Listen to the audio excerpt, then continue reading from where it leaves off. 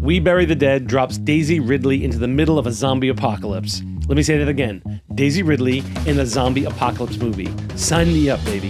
Hey, I'm Mike. I studied film, I work in TV, and if you love movies as much as I do, hit that subscribe button and get notified when new content's posted. We Bury the Dead is a zombie thriller written and directed by Zach Hilditch. Hilditch is an Australian writer-director known mostly for apocalyptic horror films like Rattlesnake and These Final Hours, which were screened as part of the Director's Fortnight section of the 2014 Cannes Film Festival. We Bury the Dead is right in his wheelhouse. It stars Daisy Ridley of Star Wars prequel fame as, from what I can tell, an American woman searching for her husband after an experimental weapon is accidentally detonated off the coast of Tasmania.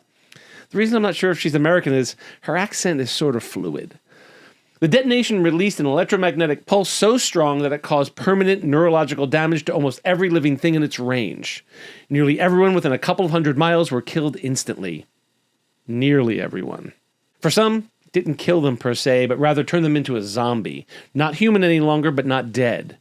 Ridley is on a mission to find her husband, who is on a work retreat deep within the blast zone, to get some closure, I guess? Or in the best case scenario, if you could even call it that, to see if he is one of the few who might still be alive in zombie form. It's a fun movie for zombie fans, but it's not breaking any new ground here.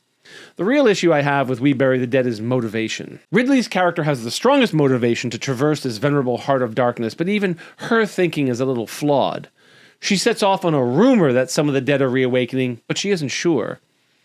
Then she sees the zombies with her own eyes only after she's undertaken this journey. It's then that she's given a glimmer of hope that her husband might still be alive under the zombie veneer, that is, if he's one of the few who have awakened. She has no way of knowing he's anything more than a body to be retrieved when she enlists to help the army with body removal at the start of the film. And she has the strongest motivation.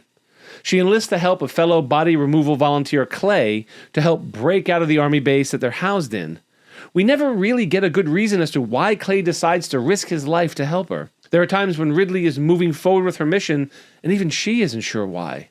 There are a lot of threads left unexplored in We Bury the Dead. For example, it's the US military that accidentally detonates the bomb, and Ridley is playing an American, I think. Like I said, her accent's a little all over the place. Besides one offhanded comment about allowing Yankees to help with the cleanup, I thought a lot more could have been done with this. It's not that I didn't like We Bury the Dead, just don't stop and think about it for too long. It moves at a good clip and creates all the suspenseful moments we've come to expect from zombie movies. But as I said earlier, it's not adding much to the zombie lore. Night of the Living Dead invented the zombie genre, but what made it such an important film is not the zombies per se.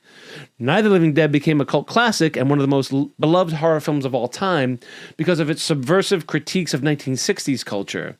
It was making massive statements about the Cold War and racism in the US at the time. We Bury the Dead isn't doing any of that. Anyway, those are my thoughts on We Bury the Dead. I'd love to read yours in the comments below. As always, film is about community. I'm Mike, and I love movies.